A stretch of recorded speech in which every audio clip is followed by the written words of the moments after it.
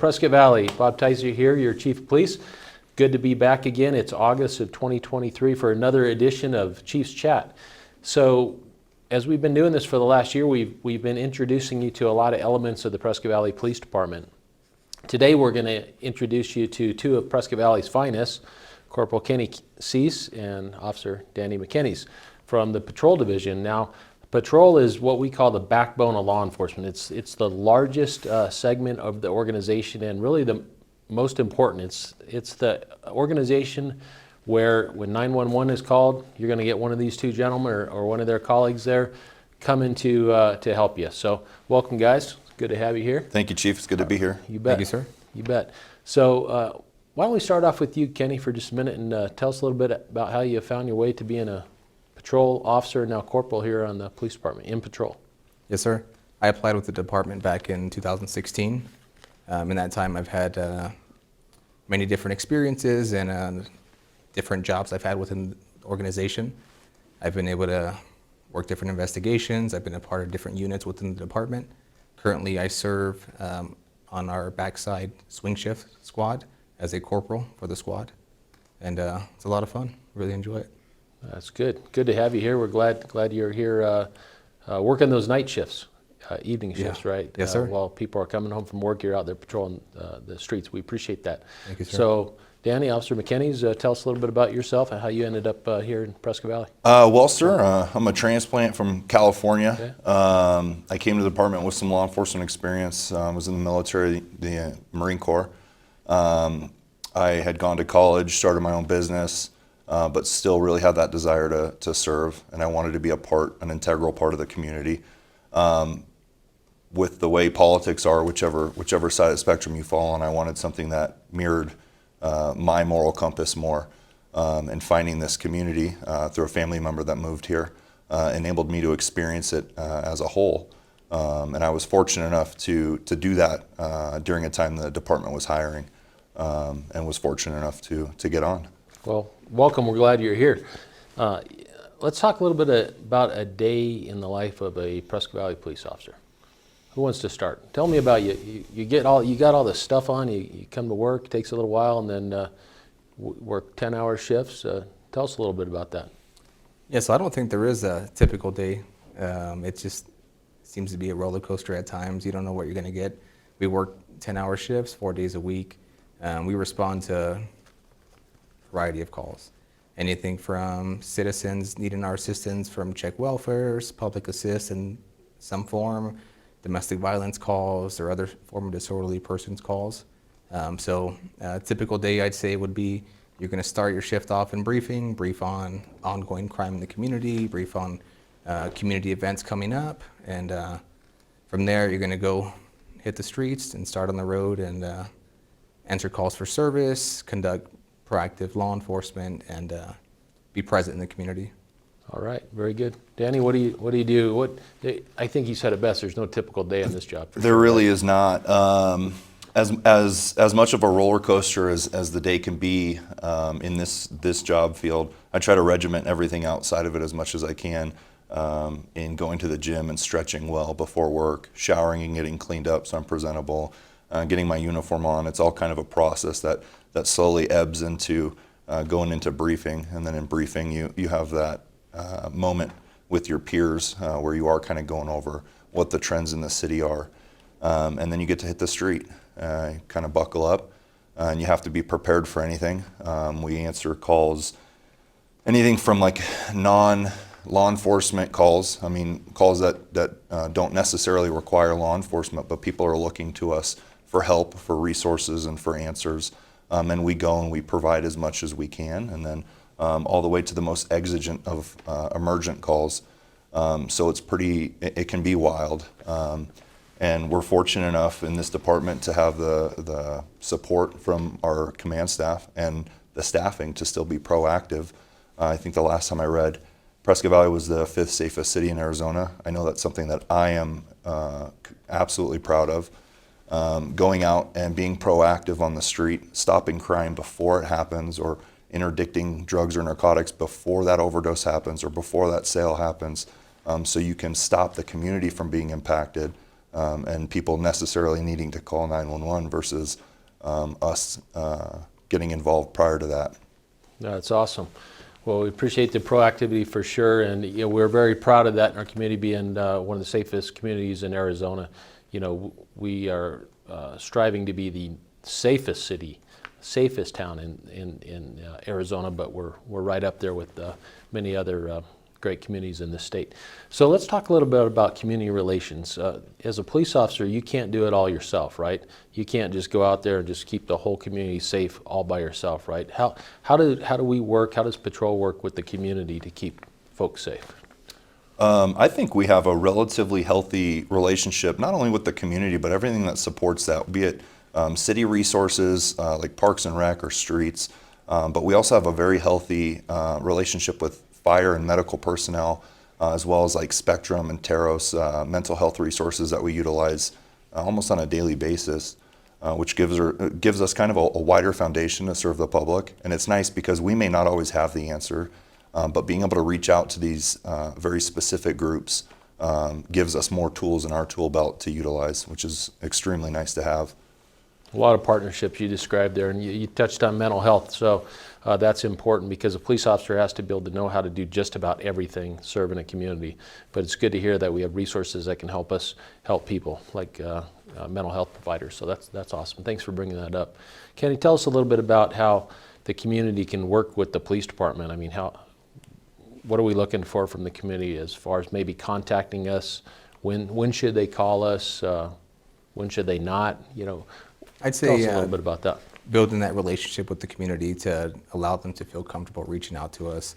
A lot of times we respond to calls and we're told, hey, this is the third, fourth time this has happened, and we're just not being notified of it because in the past the family's been afraid to call because of retaliation or whatever the case may be. I think it's building that comfort, and that could be through proactive contacts where you see someone out and about, go shoot a hoop with them, play basketball with them, or show up to community events and just show like, hey, I'm a person just like you are, and help build that comfort there. For the second part of that question, I know you had asked, what's a good time to contact law enforcement? I'd say any time that a person feels that there is an emergency or exigent situation where law enforcement needs to take action, needs to respond and help to try to de-escalate the situation or whatever the case may be. Pick up the phone, call 911, right? Yes, sir. That's what we're there for. Yes, sir. I've often heard from the community, I've been hearing this for years, from very respectful people. They say, listen, we wanted to call you, but we didn't want to bother you. We know that you're busy. How would you respond to a citizen if they said, well, we really didn't want to call you because we thought we might bother you.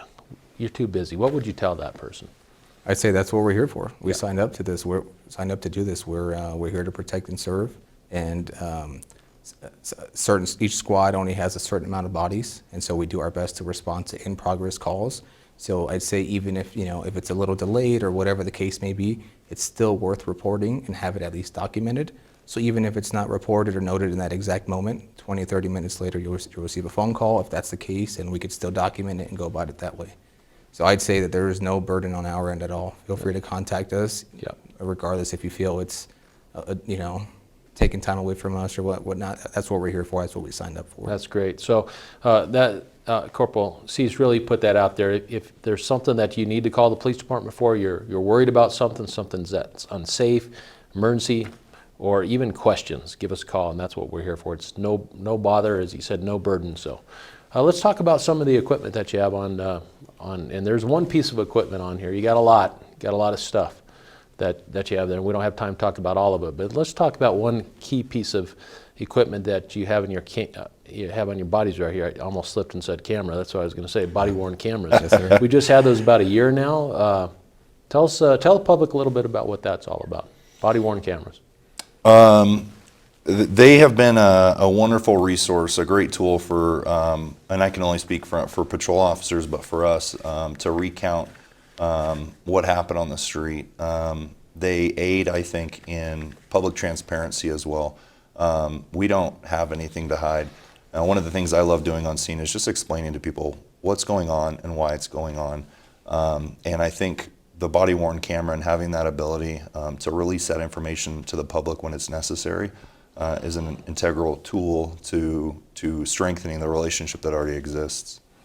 Yeah, certainly lends to transparency. I often have thought about this.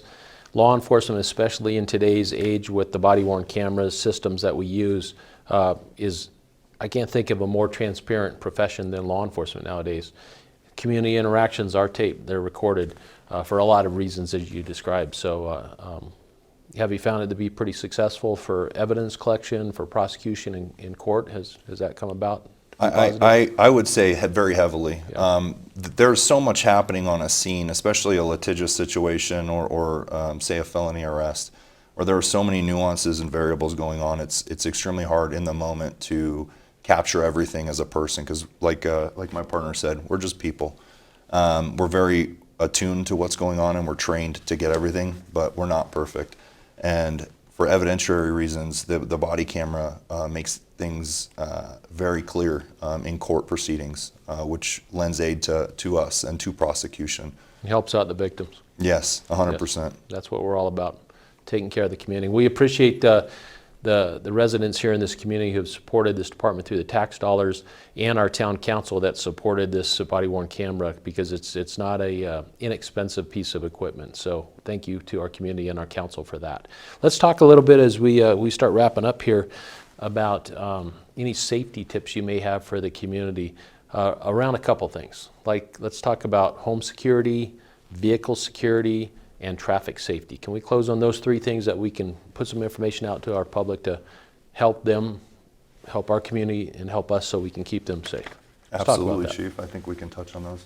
Yes, sir. So I would say one huge thing we can put out, very often overlooked, lock your vehicles. Lock your vehicles, obviously lock your residence.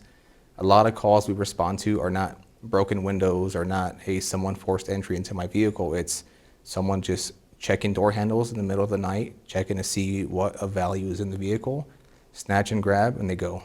So something as simple as locking your car can deter them, can be the difference between having your stuff stolen, being a victim. So I would say if you can, lock your vehicle. If you can, park it in a garage or secure it somehow and get some type of surveillance system, some type of home camera, some type of security system you can to help protect yourself, also the community, and help us. So if we do respond to these calls, we have video footage evidence to go on to try to help our cases. That's really important. You brought that up about video systems. So our community, as we work to solve crimes and help our community out, we often check with citizens to see if they have video coverage, and a lot of times if that's given to us with their permission, it can certainly solve and assist in some of the crime fighting efforts. So thank you for bringing up that point. Danny? I think it comes down to a matter of convenience a lot of times. We're all rushed to an extent, but even if you're not, the principle is taking your valuables out of the car. Make sure that they're not eye candy for somebody who would do something like that. Because that way, if your car isn't locked, there's nothing of value in your car. But yeah, locking your doors, double checking, bringing your valuables inside where they're more secure: purses, laptops, phones, wallets, things of that nature, things with personal identifying information. And then as far as houses, like my partner said, video cameras are amazing. They give us an immediate lead on something to follow. Locking doors, having lights outside, exterior lighting, keeping bushes around windows and doorways trimmed so that things are visible from the street, because generally a perpetrator is not going to want to stand out in the open and do something. So just easy things that people can implement that make their house and their vehicle safer. That's great. Well, I appreciate that. What about traffic safety? Let's put this out there. If our community's out, and it's really the most dangerous thing that a person does every day is gets behind a wheel of a multiple 1,000-pound vehicle and drives on streets at speeds. What can our community members do if they see, let's say, a very hazardous, reckless driver or even an impaired driver? What can they do? That is an immediate 911 call. 911. As a driver, you're responsible for yourself and your vehicle. So if you can put distance between yourself and that vehicle, identifying information, just like the video camera on a house, is extremely important. Can we get a make and model, or at least a style of vehicle and a color, and a license plate is great to go off of. We have the ability to run that plate, find out that car's home base, where is their house, where may they be heading, and it gives us somewhere to go off of. Well, that's great. So you heard that right there from Officer McKinney's dial 911 for those reckless drivers, the impaired drivers. We're out there. Please call. So we're about to wrap up, but I want to thank these two gentlemen. Gents, thank you for being here. And you heard me call them by their first names. I think there's an intent behind that because they're people. Police officers are people. They live here in the community. They raise their families in the community, and they love their community just like each of you do. So really working together, police and community, community and police together, really keeps our town here vibrant and safe. So I want to thank you. Thank you again for you two and all your teammates on patrol, on the day shift, swing shift, and night shift out there they're just doing great work for this town. We're very proud of you and proud of this department. I want to say thank you, and we'll see you in the next month or so for another edition of Chiefs Chat. Thank you, everybody, and have a great week out there.